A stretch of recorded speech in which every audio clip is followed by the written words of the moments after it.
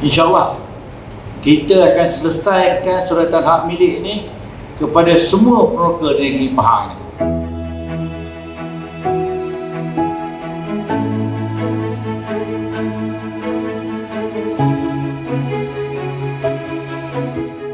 Hari ini beda rentang kita selesaikan. Maknanya daripada 400 lebih dulu yang jadi peroka, kita selesaikan hari ini.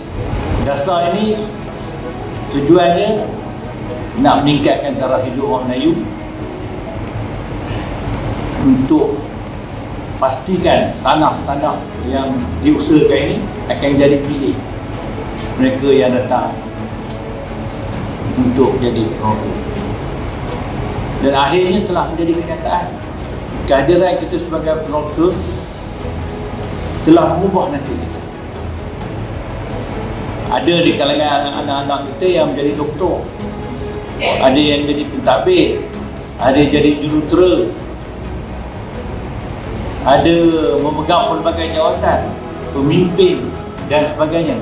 Kita di Pahang, alhamdulillah, kestabilan politik ada, kedudukan kewangan kita bagus, hutang kita dengan persekutuan daripada 3.2 bilion hingga 900 juta.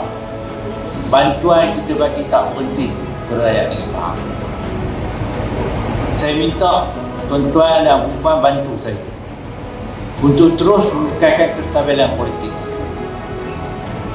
Kalau tak ada kestabilan politik, negeri Pahang ni akan undur belakang balik.